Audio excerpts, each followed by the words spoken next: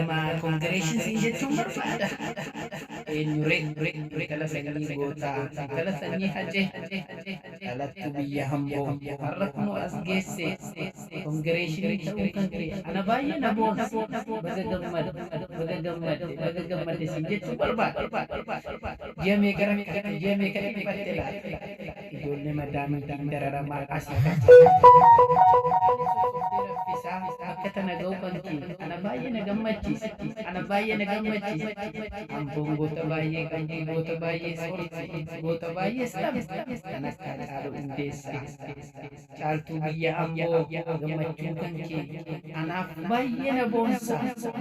Uummanni kaanoo isinoo akkam laataa itti boontan immoo itti gammaddan immoo mee akkami laata isintu bakka tanaan ga'e isintu jajjabeessa isa boruutu illee isintu waamilee ta'aaf abshirnutu sii jira ni argatte doolaaras ni ammaarte doolaaras abshirnutu sii jira ikkoo meeqa qaxxaamurtee bakka tana geessee har'a kunoo gammachuu kee anis sii waliin qoodachuuf mana keettiin argama ana na beektu laata rowaappiin jedhama gammachuu boleettii biyyaa Caaltuu Amboo ibsachuuf mana isheetti argama kongireeshinii jechuun barbaada baga gammada.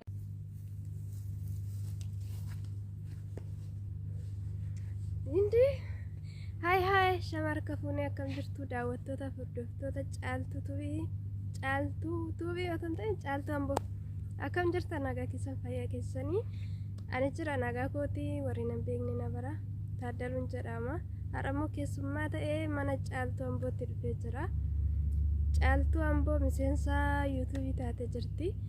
Hordoftoonni fi daawwattoonni Caaltuu Amboo hundi keessaniyyuu baga gammaddanii isinin jedha. Buletti kiyya qaalii fi jaalatamtuu jabduu nama atillee baga gammaddee koongiraaduweeshinii sin jedhan jira. Dhugaa rabbii dadhabbii hedduu keessa darbameetudha kanas gahamu waan ta'eef waan hedduu keessa darbinee as geessee sin jedha.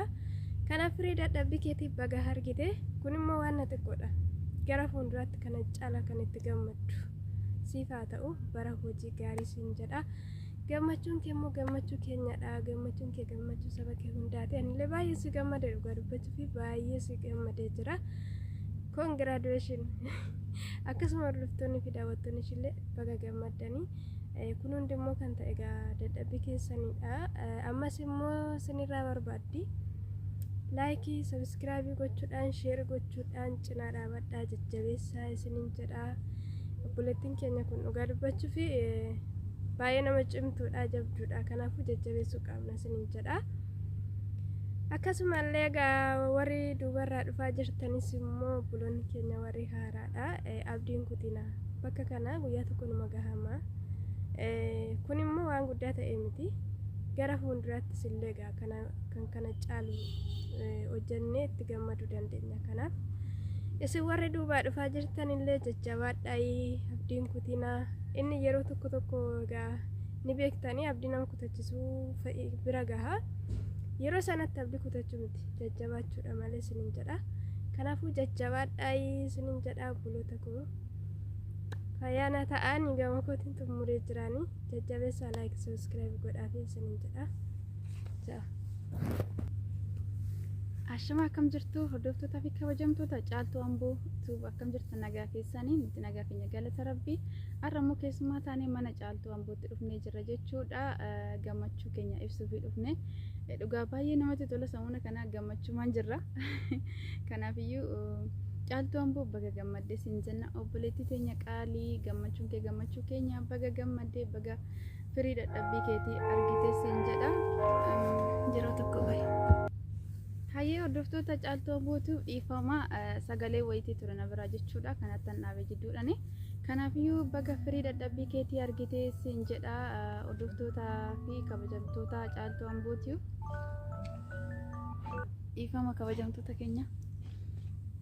እና Caaltuu Amboo baga gammaddee obboleettii keenya hundi keessanii baga gammaddanii hordoftoonni Caaltuu Amboo hundi keessan jechuudha. Baga gammaddanii kun hunduu kan ta'e gaafa keessanii maaliif cinaa dhaabbattanii sabiskiraayibii laayik sheer koomentii gootanii kan cinaa dhaabbattanii asiin geechan isini. Kanaaf immoo karaa fuuldurattis immoo gargaarsi keessan cinaa dhaabbadha.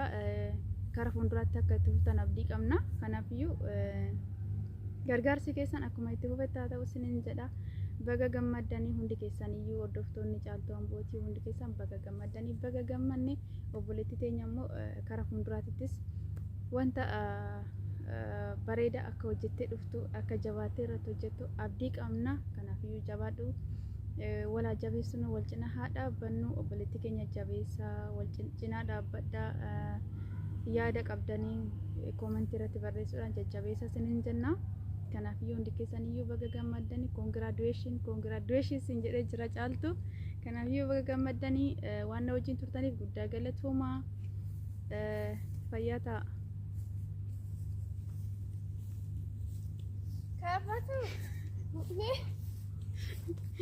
Ani xumureen jiran jedha. Isheen immoo jirta? Saffaraasii nagooti mana Caaltuu Amboon jira. Mana Caaltuu Amboo jirta? Kabajamtuu fi jaalatamtuu teenya mana Caaltuu Amboon jira. Amma immoo karaa Taadaluutti sin dabarsa jechuudha. Hai, ashama harka fuunee duras waliin turre natti fakkaata mana Caaltuu. Anaa dhufu sin jedheeraanis. Ennaa hordoftoonni fi daawwattoonni Caaltuu Amboo hundi keessaniyyuu irra deebi'amas baga gammaddanii jedha. Obboleettii keenya kanaa jajjabeessaa cinaa dhaabadhaa like subscribe gochuudhaani. Jajjabeessaa isiniin jenna cinaa dhaabbadhaa. Gargaarsi keessan ammas biraa hin hafine hundi keenya walaa jabeessinu wal cinaa haa dhaabbannu amma dandeenyuun jechuudha.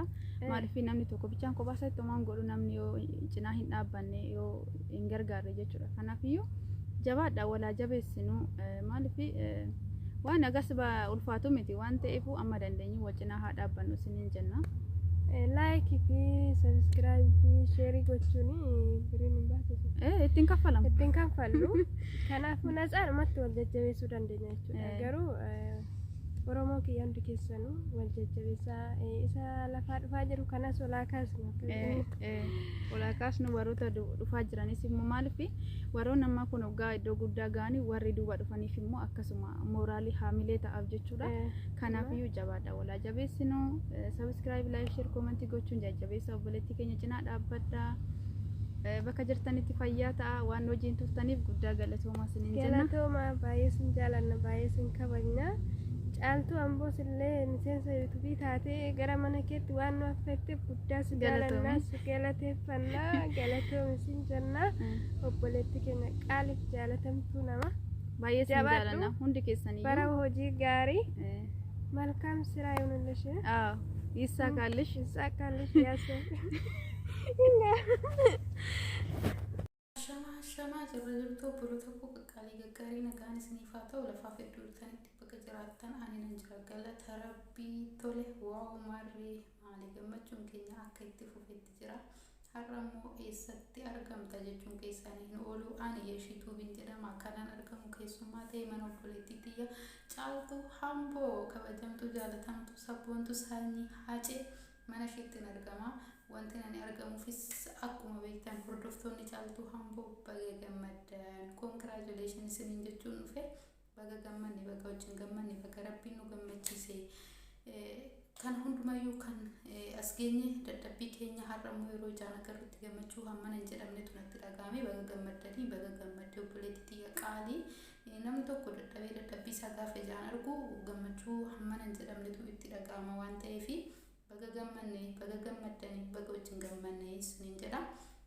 Dadhabbiin kun kan Caaltuu Amboo qofa miti kan mara keenyatti wajjin itti dadhabaa turre chaanaala jechuun kan nama dhuunfaa miti kan hawaasa bal'aati.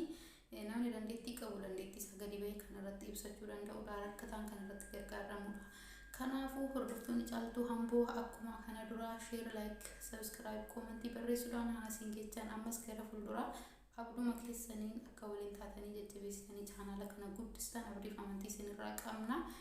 Ammas irra deddeebi'uudhaanii baga gammaddee baga rabbi si gammachiisee baga wajjin gammanne kan hundumayyuu kan geenye otoo hin dadhabne otoo of hin nuufin dalagaa harka tokkoon qabachaa harka tokkoon bilbila qabachaa hin beekna hundi keenyayyuu jireenyi biyya namaa amma akka namatti ulfaatu.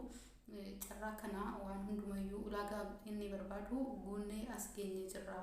Baga gammaddanii baga gammanne mana sabboontuu teenya intala Oromoo Caaltuu Ambootitti gammachuu koo ibsachuu dhufe jechuudha. Gammachuun koo kana fakkaata.